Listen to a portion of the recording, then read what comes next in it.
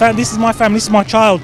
If that was my child in Gaza, I'd never want to dream of that situation. তুমুল বৃষ্টি কিংবা আইনি বাধা কোনো কিছুই তাদের দমাতে পারেনি। কেউ ছাতা হাতে, কেউ বা গায়ে জড়িয়েছেন রেইনকোট।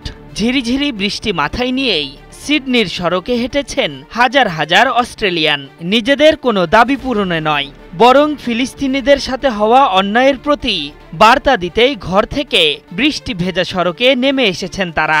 ঐতিহাসিক এই পদযাত্রার ভিড়ে যোগ দিয়েছিলেন উইকিলিক্সের প্রতিষ্ঠাতা জুলিয়ান অ্যাসাঞ্জো। বৃষ্টি মাথায় নিয়েই হেঁটেছেন দীর্ঘ পথ। সেই সাথে হাজার হাজার জনতার সাথে সমস্বরে ফিলিস্তিনিদের হয়ে উচ্চারণ করেছেন প্রতিবাদের স্লোগান। সিডনির ঐতিহাসিক হারবার ব্রিজ থেকে যেন কঠোর এক বার্তাই পেল দখলদার ইসরায়েল। ফিলিস্তিনে চলছে হাহাকার, নেই পর্যাপ্ত খাবার কিংবা বিশুদ্ধ পানি। এর মধ্যেই পবিত্র ভূখণ্ডে গণহত্যা চালাচ্ছে বেনিয়ামিন নেতানিয়াহুর সরকার। দখলদারদের সীমাহীন এসব কাণ্ডের প্রতিবাদ জানাতেই হাতে হাড়ি নিয়ে সিডনির হারবার ব্রিজে প্রতিবাদের উত্তাল ঢেউ উঠেছে।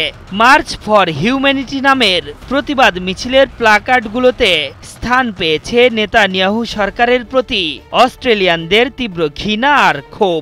This is my family, this is my child. If that was my child in Gaza, I'd never want to dream of that situation. বার্তা সংস্থা রয়টার্স জানিয়েছে, গত সপ্তাহে সিডনির হারবার ব্রিজে মিছিল ঠেকানোর চেষ্টা করেছিল রাজ্যের প্রিমিয়ার ও নিউ সাউথ ওয়েলসের police.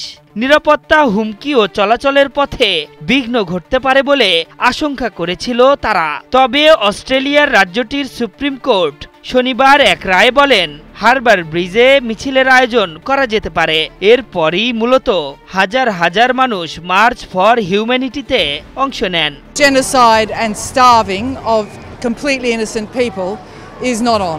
I hope that more countries, and especially our own, recognize an independent Palestinian state. গাজায় নির্যাতিত ফিলিস্তিনিদের সমর্থনে আয়োজিত বিক্ষোভ সমাবেশে বিশৃঙ্খলা এড়াতে শত শত পুলিশ মোতায়েন করেছিল নিউ সাউথ ওয়েলস পুলিশ। এদিকে দেশটির আরেক শহর মেলবোর্নেও ফিলিস্তিনিদের সমর্থনে একই ধরনের বিক্ষোভ মিছিল অনুষ্ঠিত হয়েছে। সেখানেও কয়েক হাজার মানুষের ভিড় ছিল, তাদের সামনে ছিল শত শত পুলিশ। এদিকে গাজায় চলছে অবর্ণনীয় দুর্ভিক্ষ।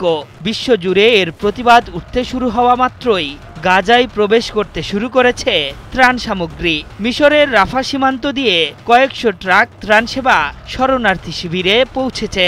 পাশাপাশি আকাশ থেকে ত্রাণের প্যাকেট ফেলছে আরব দেশগুলোও। তবে চাহিদার তুলনায় এই ত্রাণের পরিমাণ যথেষ্ট নয়। এমনকি ত্রাণ নিতে গেলেও দিতে হচ্ছে প্রাণ। সব মিলিয়ে গাজাবাসী এখন মৃত্যুর দুয়ারে বাস করছে। আশরাফুল ইসলাম, ৭১।